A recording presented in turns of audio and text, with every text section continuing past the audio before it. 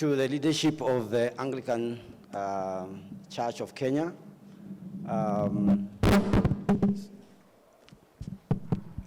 the bishops, and senior clergy present in this particular conference, all protocols observed. Good morning. I was telling my colleague Sheila that I think I came with the right outfit, since the picture which was there also had the same top that I was wearing now. Yeah, so it is my pleasure to really be here and to have a chat with senior clergy, with the bishops, the leaders of this country, the leaders of the conscience of the nation, actually you can be able to call it that, who represent us in every aspect in our lives, in the different corners of this particular republic. And when I was called, when I was asked to come and give a presentation on how we can be able to work together in terms of improving our electoral processes, I felt very honored because I know you're the people who work with the people. Wanasiasa wanaweza zungumza zao yao yote, but the people who really deal with the people are the people seated in this room, and the leaders, the faith leaders in this country from all denominations, because they are dealing with the matters of Kenyans each and every day. My brief was to speak to you about the election process. As you've heard, my background is in elections. Within the next very few months, now nearly less than 100 days, we are looking at the 13th general election in the country since independence. It is an election which comes at a time that we have seen contestations in these elections. The last three elections from 2007, 2013, 2017 have been hotly disputed and contested. It comes at a time where the country, every time there comes an election, it becomes a major economic problem to the country. It becomes a major social problem. We lose lives. Tensions are created across the country. Yesterday, I think you were honored to have the CS for internal security assuring the country that they will be safe, because every time we come to an election, among the questions we want to ask ourselves is how safe we are going to be when the elections come.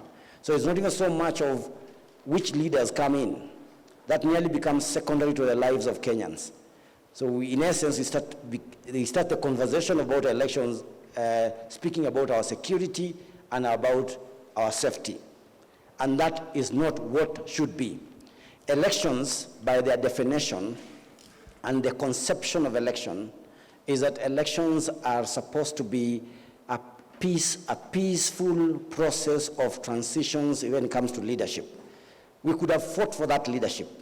People could have decided to do a wrestling match to know who is going to be the next president of the country, or who is going to be the next member of our county assembly. But from a democratic dispensation point of view, we adopted as a peaceful way, a peaceful process in which we can be able to elect the person who would want to become, or who aspires to become our leader. And therefore, even within the greater framework of the peace studies in the world, elections is among them, because it's a way of settling political disputes and contests in an amicable way. And you can therefore see, even before I start speaking about the role of the bishops and the senior clergy, exactly where your role even comes in, and how you squarely position yourself into the framework of running elections or the conduct of elections in our country. So I'll make a presentation on then the role and the clergy. I was involved with the ADS of the ACK in developing materials that will be given to you after the conference or during the conference. I think you already have them.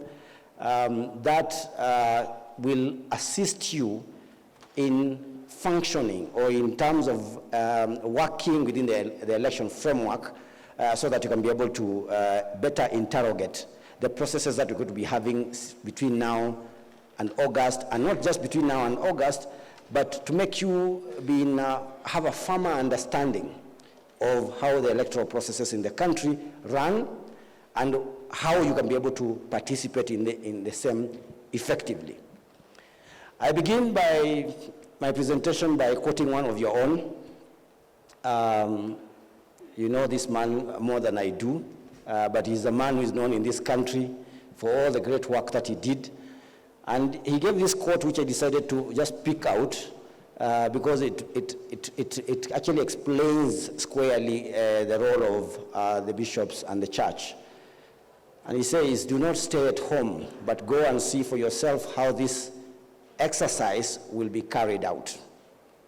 He was talking about voter education, voter registration process in his time, but he was saying, go out.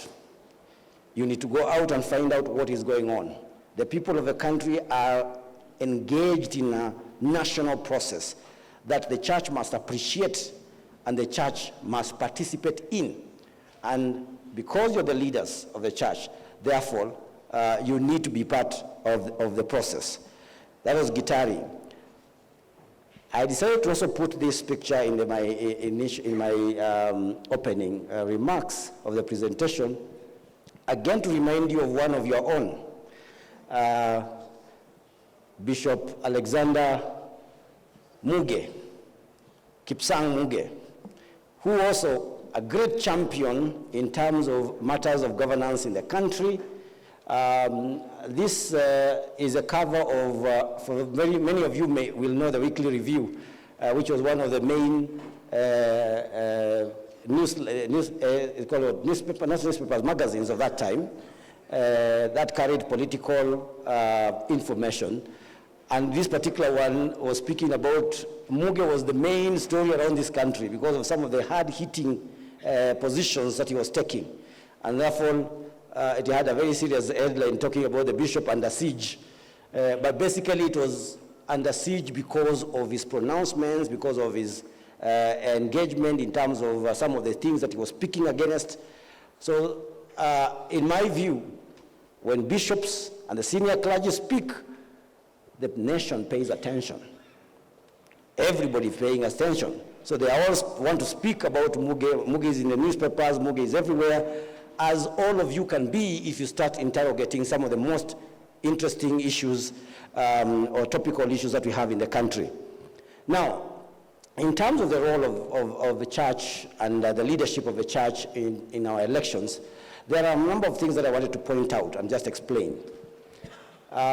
First, our expectation is that, and let me say this first before I even go to this, that you know, in the axis of power, or in the way power is arranged, the power arrangements in the country, we have the state, and the state has the monopoly of power. But there are checks to this power, and within democracy, we do ensure that there are checks and balances that ensure that between one state organ and state arm, then another one checks it. But outside of it, the only other real power that can actually be able to check the state is the religious order. Because it is the only other very organized set of an institution that can be able to check, because it's all over. As I said when I was beginning, the Muslims and the Christians, and I think one of the bishops was speaking about it when I came in, about the fact that there is a power that the churches have, even over corruption, and they can be able to make decisions about it. So it needs, therefore, to come out and condemn, therefore, all forms of governance, poor governance, especially when you're talking about elections, the conduct of elections. We've seen the effects of bad elections in this country. In 2007, we killed each other. We also displaced populations. Hundreds of thousands of people were left homeless as a result of those elections. So when elections are not conducted in the right way, they displace the same congregations that you're meeting on churches every day. It pits brother against brother and sister against sister. So where the conduct of this is being done in a negative way, the church needs to stand up and be able to speak against it and condemn it. Secondly, the church, through its leadership, needs to encourage Christians of good standing to offer themselves for political seats. A month ago, I was called to speak to a conference like this, but for the accountants of Kenya. And they were all speaking and asking, can we also be able to run? And I was telling them, but you're the accountants. You are good in balancing books. You're the people who are trying to look for integrity in terms of money. So why would you not think that you should be among the people who should be fit to run office for these political positions? It's the same thing with the church. If you have Christians of good standing, people who we think we can be able to believe in, we need to encourage them and support them to participate in the process as candidates for those political seats.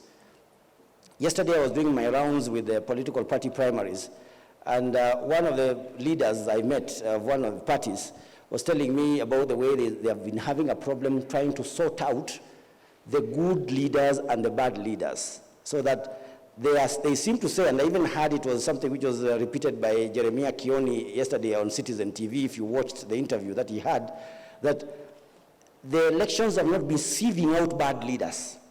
So they believe that by having consensus or by sitting in a boardroom, they're able to say, but wewe tunajua ulikuwa mwizi wewe simama kando. Ama wewe ulikuwa na kesi kotini. But they believe that the electorate cannot be able to do that. So they think this is a better system, what they are doing. Of course, personally, as somebody who supports universal suffrage, I would not go for the idea of boardroom decisions, but they are arguing that it has become very difficult for us to be able to stop bad leaders from coming through the process of elections. One way in which you can be able to do this is to have Christians themselves of good standing stand for these positions, so they can be able to contest these seats, and then you can have good leaders. Speaking truth to power where there are issues of national concern. Bishop Muge did that, Archbishop Gitari did that, Bishop Ireri has done that from your leadership. Bishop Jeff Tagadhaka has done that. We have Bishop Timothy Njoya, who has also been on the forefront. The church, basically, has been on the forefront of speaking truth to power. And therefore, that must continue. The voice of the church cannot disappear when there are issues of national concern. And we think that even within the spaces that you have, in the villages, in the corners of all the corners of this country, at the national level, that the voice of the church must be heard and must be very clear when it is speaking to those issues that are affecting the nation. The church and the leadership also needs to participate in various political activities, okay, such as civic education. Actually, the church is the biggest dispenser of civic education in the country. And it has been like that for a very long time. In the 2017, in the run-up to the 2017 election, our survey as the Elections Observation Group proved that the coverage of civic education in the country was at 60%.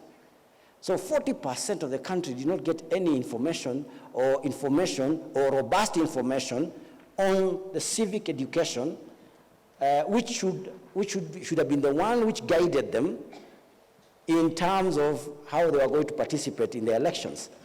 Sasa kama hawa Kenya hawakuhamasishwa na hawakuelezwa on how the process goes, then there's 40% of people who are very ignorant who went to make decisions on the ballot, and chances are they made the wrong decisions, or they did not follow the due process.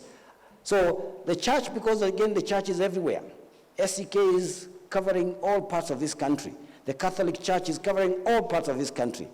All the other churches and faiths, including the Muslims, are covering all parts of the country. These are the best people to be able to influence changes and even share information in the country. The church also needs to appreciate the leaders. You were with one of the leaders yesterday, the CS. There are other leaders. There is the president. We have the opposition leaders. We need to work with them because they are part of your congregation.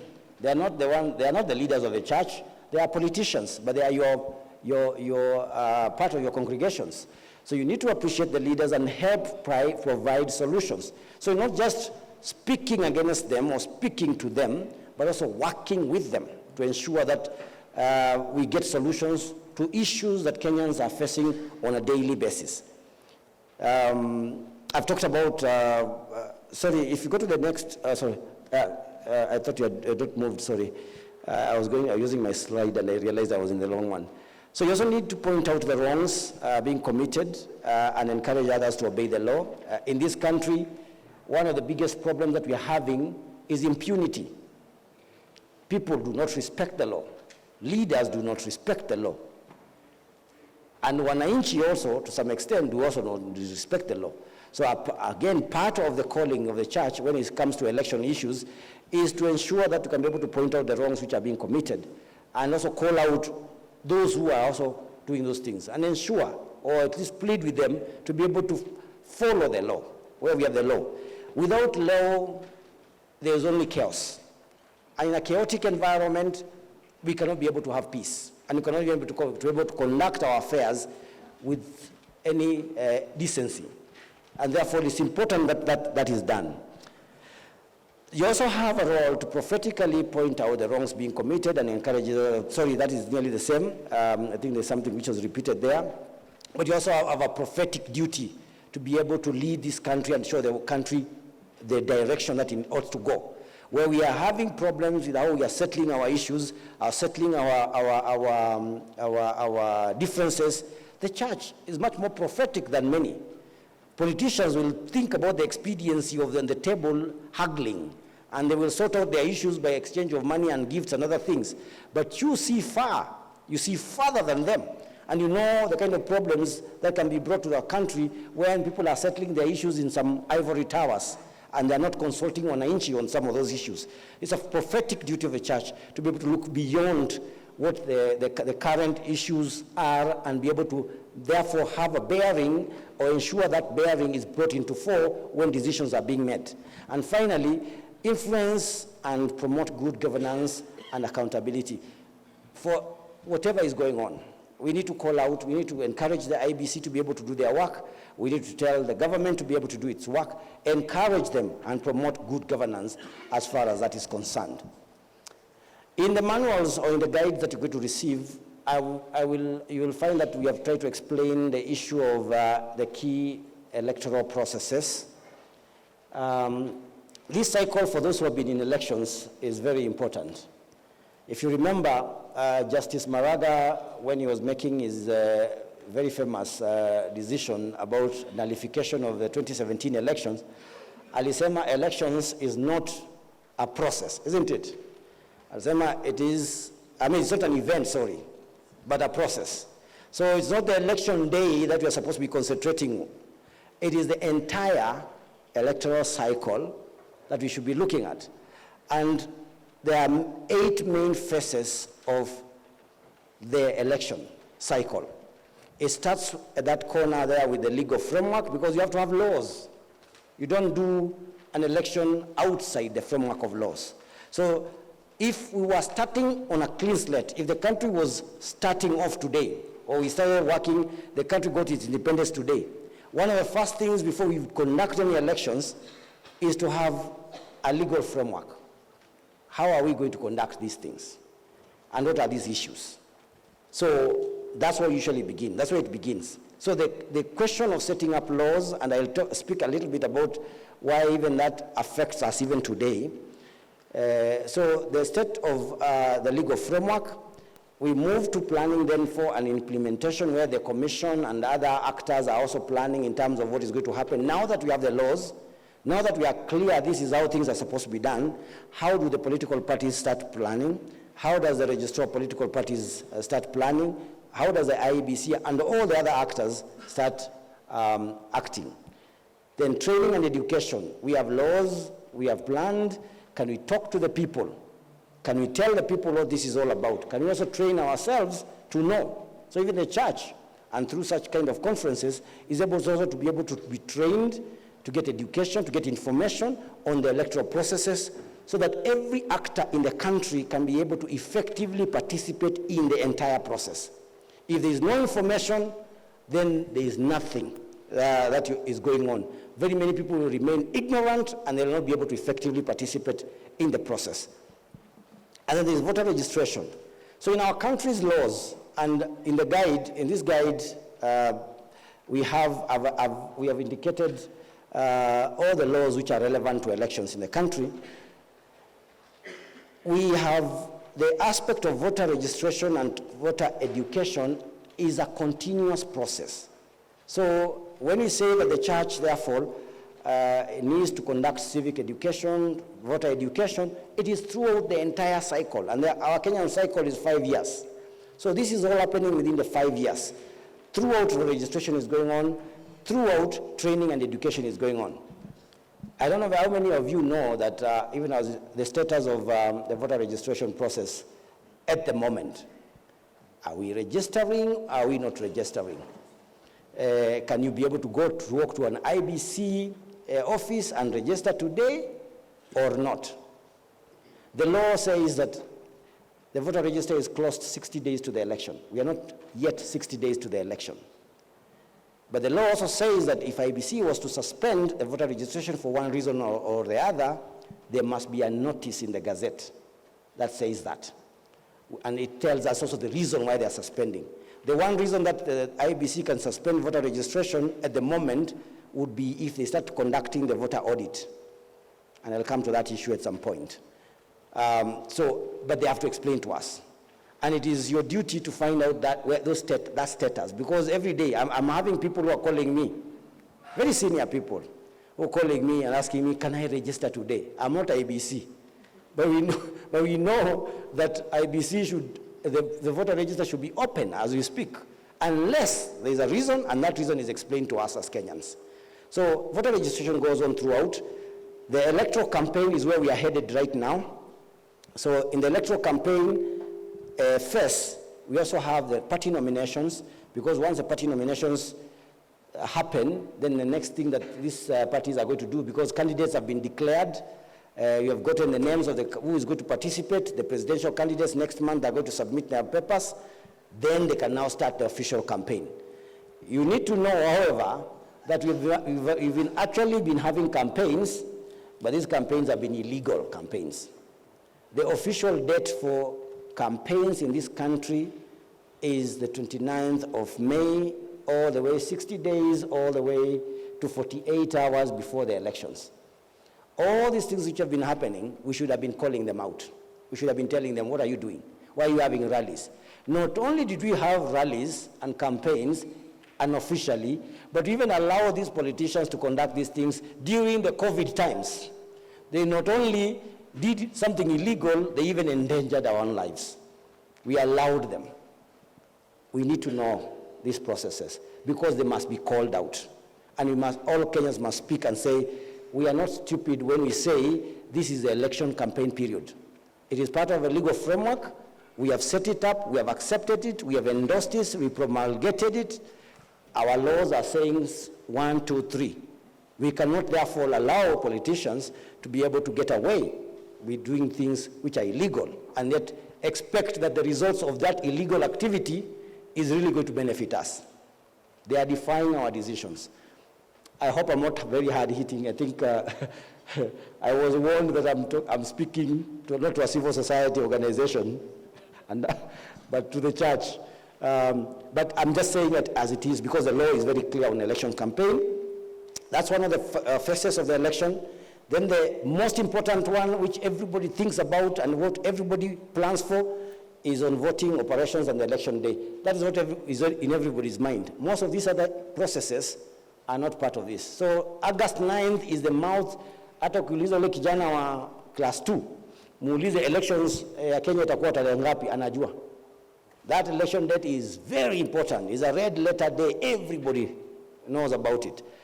However, there are very many things which lead up to it and even after it that we must be very conscious about.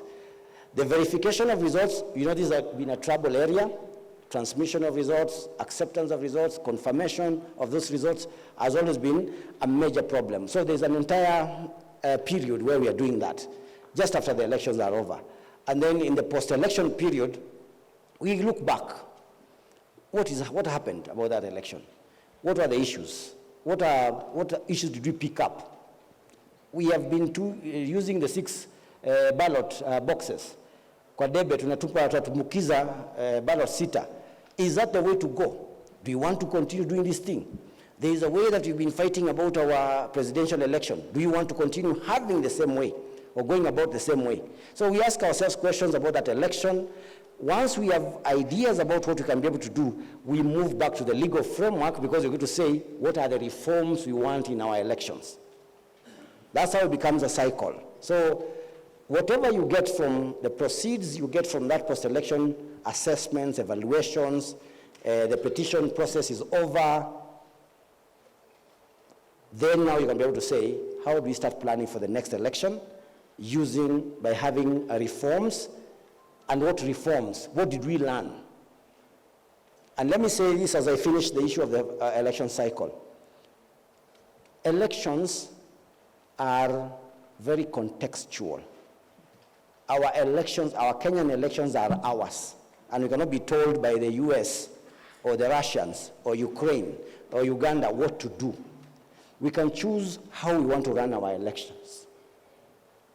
If, for instance, the parties, political parties and their membership agreed that we'll never have party primaries, but we'll be having consensus building, and Kenyans are okay with that process, that's how we do it. And I'll give you an example. In Gambia, which is part of Africa, on the western coast, they use marbles. I don't know how many people have been able to observe the Gambian elections or followed up. They use marbles. Unajua zile tunatumiaga za kucheza, those marbles.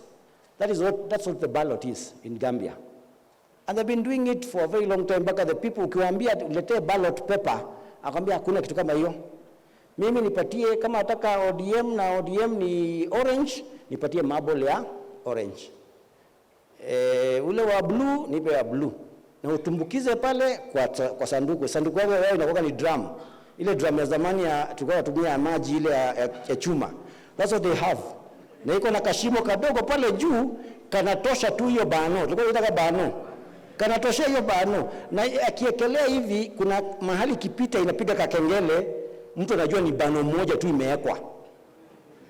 Those old wazers, the young people, the professors, they always say, every time they have a debate, do we introduce ballot? Wazema hapana, this thing is working for us. Atuoni wizi, tuko sure, ile iliingia pale ni moja, zikiekelewa hapa, tunaona kala hii, na kala hii, na kala hii, na tutajua huyu ndiye ameshinda. They are okay with that system, isn't it? So, I'm trying to appeal to the church that even if you want to come up with your own practical ways of how we can conduct our elections so that we do not have the kind of problems that we keep having, you have the power to do that. And therefore you can change even the systems that we are having. And that is part of understanding this entire process, so that you get to know what works for you and what does not work for you. Otherwise, saa zingine utapata zile shida mingi tunapataka za uchaguzi ni kwa sababu kuna vitu tunafanya ambazo hata sisi wenyewe hatuzielewi. And as a result, we get ourselves into conflicts. Let's move on to some of the key processes. Now, this is basically, I wanted to give highlights. Of course, you'll have all the details inside this, so I've just been given a few minutes to be able to take you through what you would call some of the main highlights, things you need to look out for in terms of the electoral processes.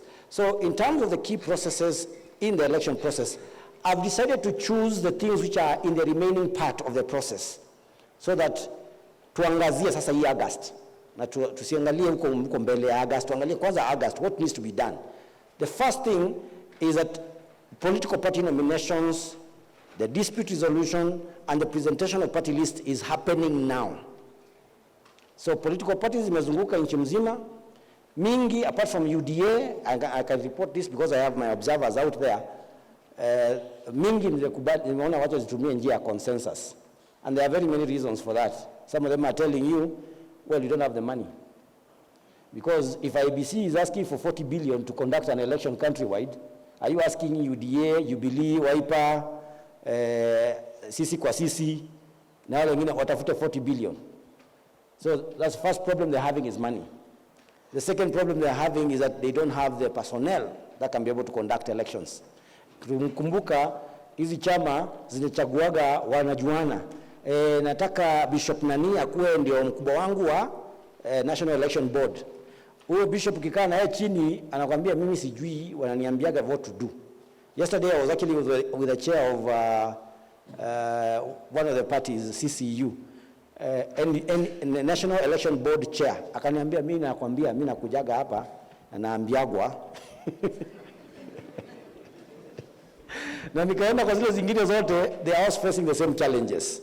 So unapata hata wanafanya surveys, watu wengine wanafanya surveys, wanasema tunafanya survey tuone nani atakuwa kiongozi ambaye anajulikana, ule anaweza pata kura mingi. Unaenda kwa ground, wanatuma watu kwa ground, ukirudi kwa ofisi wanasema tumeona Sheila ndiye atakuwa kiongozi. Raila anamwambia hapana, mimi sitaki Sheila. Ametoka kwa ground, ameenda kufanya survey. Sasa ameambiwa hapana, nataka Bishop. Sasa zikienda hivyo unaanza kupata, what elections are you doing really? So they are facing a lot of challenges. There are internal problems, there's resource problems, there's personnel problems, and they cannot be able to really do it. And that's part of the reasons why tumesema pale kwa role of a church, you also need to appreciate the leaders who are there, but also work with them to find solutions. Because the people are not happy. Now, I've told you the part of the parties. Sasa the part of the people and the members of those parties, they are extremely angry. And you've seen them in TVs. Watu wanasema ametumia pesa yake. Let me use an example which is already there anyway, ya Nairobi. Tuko na Bwana Ngatia ambaye ameweka posters all over. Alafu jana unaambiwa tumeenda kwa Polycarp Gathe. Sasa tutafanya nini na huyu jamaa ambaye ameweka posters kila mahali? Watu wana maishu, watu wana machungu. By the way, next Sunday, the coming Sunday, you need to do a lot of soul soothing to some of your members, because they are coming na machungu, wanasikia wamenyang'anywa positions zao, wale walikuwa wanawania mahali fulani ikapatiwa mtu mwingine. Sunday will be coming to you. You need to guide them. You need to give them spiritual guidance, because those are the issues which we are facing in our country. So the political party nominations is an entire activity which is going on. We need to be watching what is going on in this party. We need to pay special attention to the dispute resolution, because hapo ndio watu wanasema wacha tuende mimi nasikia nimenyang'anywa kura zangu naenda kujitetea. We need to find out, are these guys doing the right thing? Ama ni watu wengine next Sunday pia watakuja. Unajua sasa ni hii group ya kwanza ni ya kunyang'anya, group ya pili ni wale wataenda kwa wasuluhisho mambo yao, waone haikufanyika vizuri, na watakuja ile Sunday nyingine watakuwa wamekuja kwenyu. And then kutakuwa ile party presentation of lists.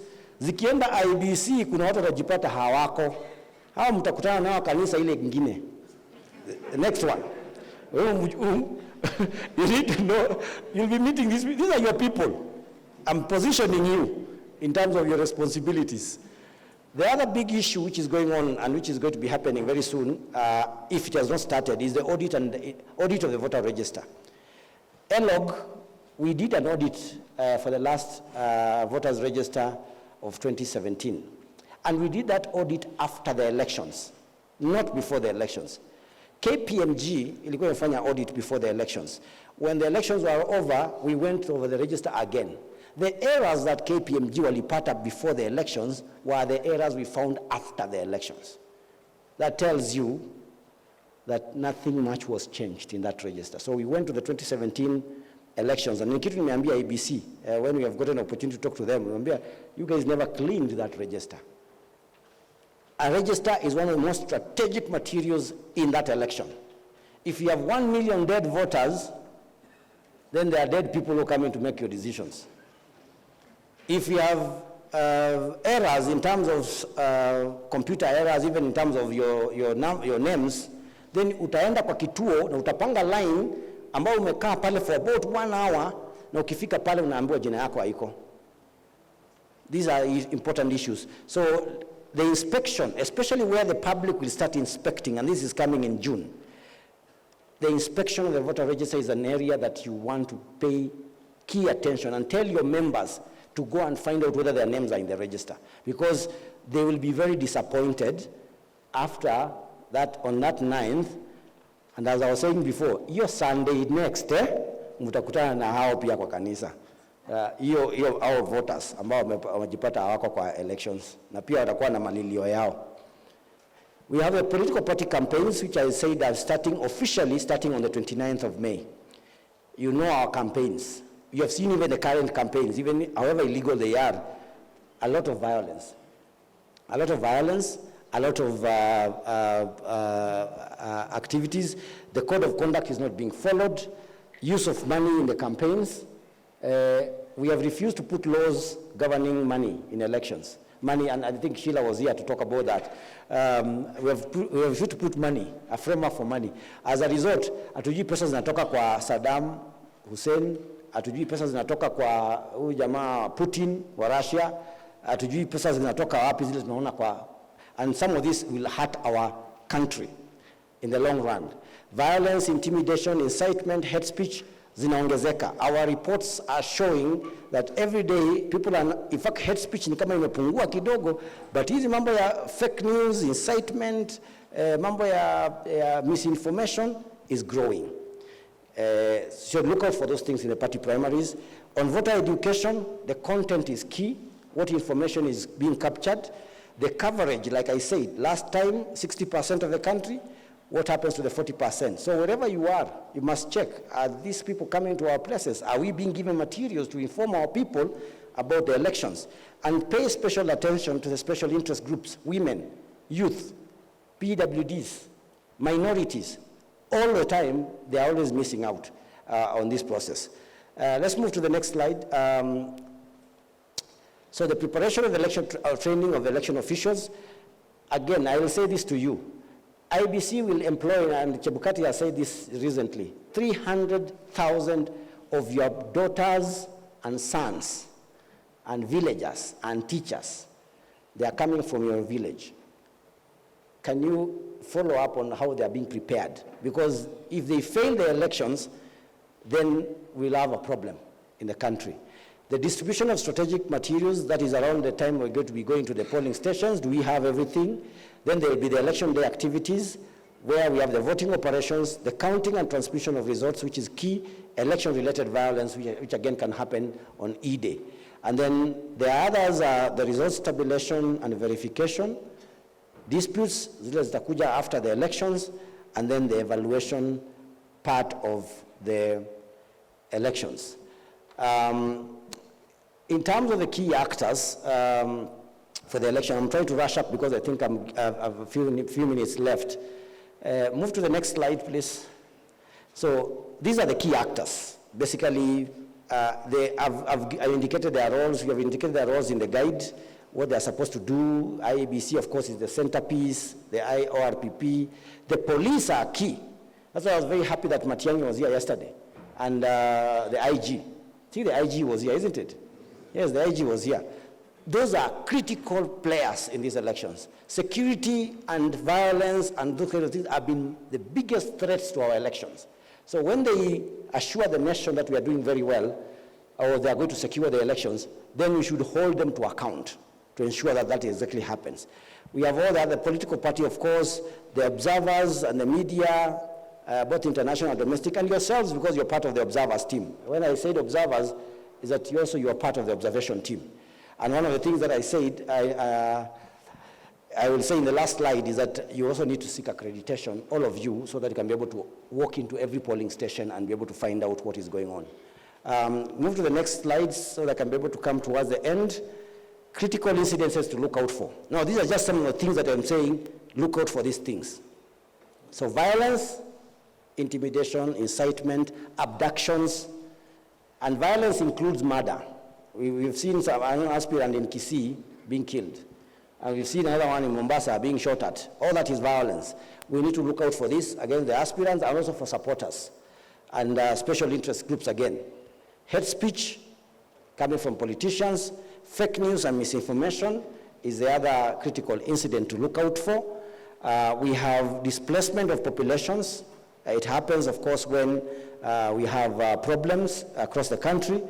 Disruption of the electoral processes. In last year's by-elections, nearly all of them, there was disruption. So, whether wakuja kupiga mabuti zile sanduku, ama wamekuja karafa, IBC official, there'll be disruption. And those disruptions are things that we need to look out for as incidences. Misuse of public resources. At the moment, we don't know when a governor is campaigning, kama anatumia pesa ya serikali, ama si ya serikali. When ministers are campaigning, hatujui watumia pesa zao ama ni pesa za serikali. And the rules are very clear. If we catch somebody using public resources, they should not be able to participate in the election. Or hatua inafaa kuchukuliwa, because that is public money. And the taxes that we all pay are taxes for everybody. We don't, when I give out my money, the taxation, I don't say ilipe watu wa Jubilee, ama ilipe watu wa Azimio, ama wa Kenya Kwanza. Inakuwa ni ya kushughulikia kila mtu. That's why our public resources should not be used for one side or the other, because that is wrong. Vote buying and voter bribery, this is the biggest problem in the villages, and you know that.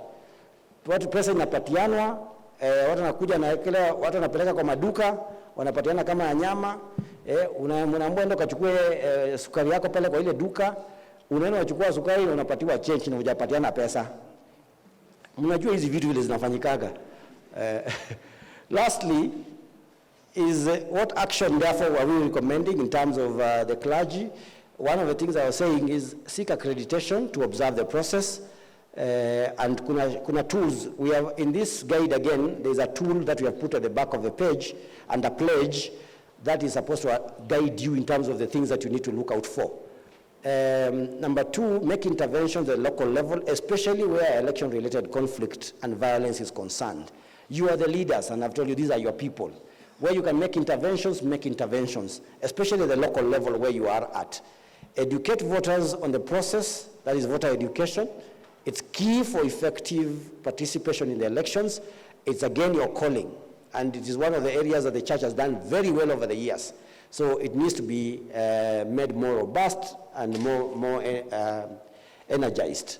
Condemn electoral bad manners. One of the biggest problems we have here is not even about kuvunja sheria, sijui kufanya nini, ni tabia mbaya tu. And the church advocates against tabia mbaya. These guys are just bad-mannered politicians, bad-mannered leaders. That's what they do every day. All the things they are doing, where they are taking oath, where they are bribing people, where they are hiring goons, ni mtu mwenye tabia tu mbaya. Simply put. Hakuna kitu ingine, must fight against it, because it's a simple moral issue. And then, lastly, remain vigilant and visible throughout the electoral process. Don't disappear. Keep your visibility, high throughout the election process. Let the politicians know that we are vanguards of our electoral process, and that there's a leadership from the church that is willing to be visible and be vigilant over whatever is happening. That by itself, and as somebody, as a Reverend Jeff Tagadaka, for those who know Reverend Jeff Tagadaka, actually let me end with his quote. He used to tell me, he was among my mentors, and he used to tell me, Mulle, there are only 4 Ds in an election. 4 Ds. Deter, and the role of the people who are watching elections, especially observers and agents, to deter any fraud, to delay any fraud, to detect any fraud, and to document any fraud. That is the same thing for the clergy. Deter, by just being vigilant and being visible, you deter, you delay, and you detect what is going on. And then you can document the process so that we can all be able to deal with the issues which are affecting our electoral processes throughout. That's the end of my presentation. I thank you.